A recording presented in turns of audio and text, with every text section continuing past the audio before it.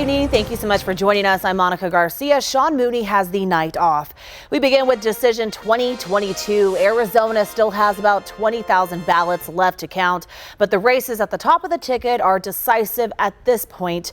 And that red wave that was talked about before the election did not happen. News 4 Tucson's Eric Fink joins us now with more. And Eric, you talked to an expert in campaign messaging tonight. What can you tell us? Yeah, Monica, this expert has years of experience in politics. He's a public opinion researcher, and he simply says the GOP can no longer bank on their party ID advantage here in Arizona to get them across the finish line. He says one of the lessons from this cycle is the GOP candidates here in Arizona, statewide at the top of the ticket, he believes opted not to try to appeal to more moderate voters. You can't simply just put an R next to your name anymore and expect a victory. Paul Benz is with the Arizona-based public affairs firm High Ground. He's worked on campaigns for years and says the disappointing midterm cycle for Republicans boils down to candidate quality. Kari Lake was so effective in turning off members of her own party.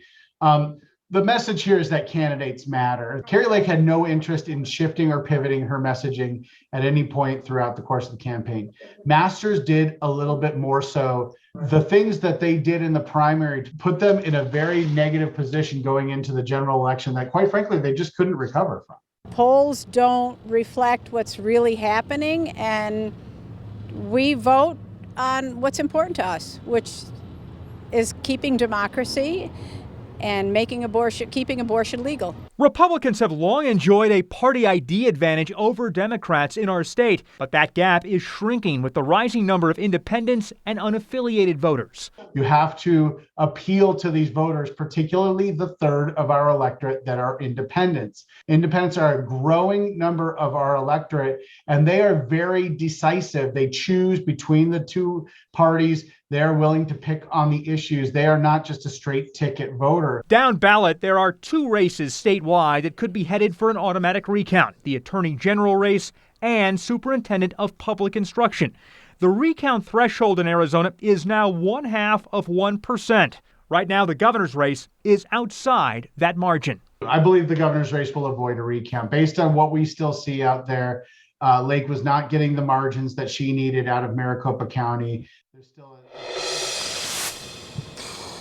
And back out here live, Maricopa County dropping another batch of ballots within the last few minutes. Chris Mays, the Democratic Attorney General candidate, her lead is down now to 711 votes over her Republican challenger, Abe Hamadeh. Statewide, there are just about 17,000 ballots left to count. We're live tonight downtown. I'm Eric Fink, News 4